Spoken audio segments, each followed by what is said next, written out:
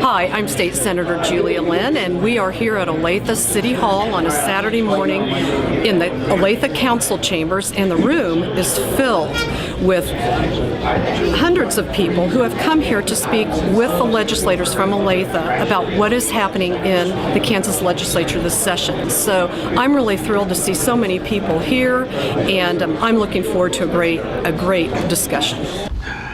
We have a major problem in terms of the present funding formula, and those of us in Johnson County are getting very, very much a disadvantaged financial arrangement. We have 18% of the students in this county, and we pay 32% of the taxes for schools to Topeka. We get back 8%. That doesn't seem to be a fair arrangement for us. The first thing we need to do is follow the governor's proposal, and that's a pretty bold one, namely to rework the funding formula to make it more equitable. I have no problem with us in Johnson County, since we're supposedly so rich that we help the rest of the state where the property values are lower and people need more money. But a 4-to-1 return, adverse return for our money, is just not fair and not right. So first of all, we need to do the formula. Second of all, we need to keep school funding out of court. As you know, 76 school districts are now suing the state again. They're suing you and me, and the only ones who are going to make any money out of this are the lawyers. And this is one of the things that the formula, once we have it restructured, will also prevent. And the governor has been very, very bold in making this proposal.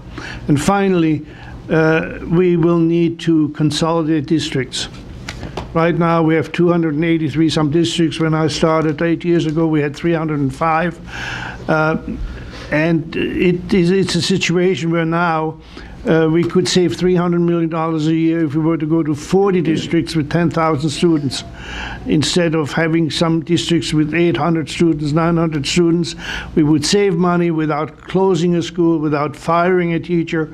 We just get rid of some of the overhead in administration. I don't think I'm going to live long enough to see it, but I would like for you all to understand that we are top-heavy, and more money needs to go in the classroom and to the teachers, and less money needs to go to those who have nice jobs.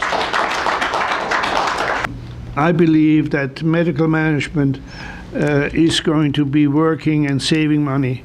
I have problems when we are putting the DD list of disabled children that are waiting into the same category. This is one area where I have some heartburn. I hope that we can come to a solution where we are taking this out and making it separate and leave it as it is now.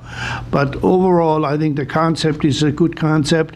We're losing $700 million of federal money in the next couple of years that have to be made up.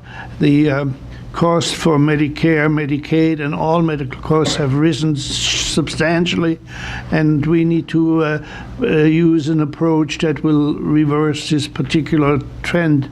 So I favor the CanCare thing. Don't forget, the man who has worked on this for over a year is Dr. Jeff Collier, our Lieutenant Governor, who is a physician.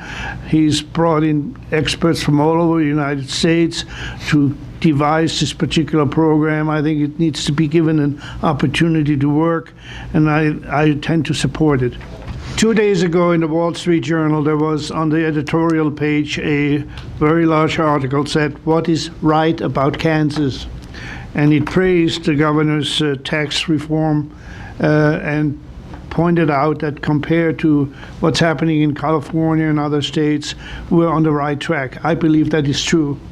I also believe that reducing income taxes and investment taxes are exactly what we need.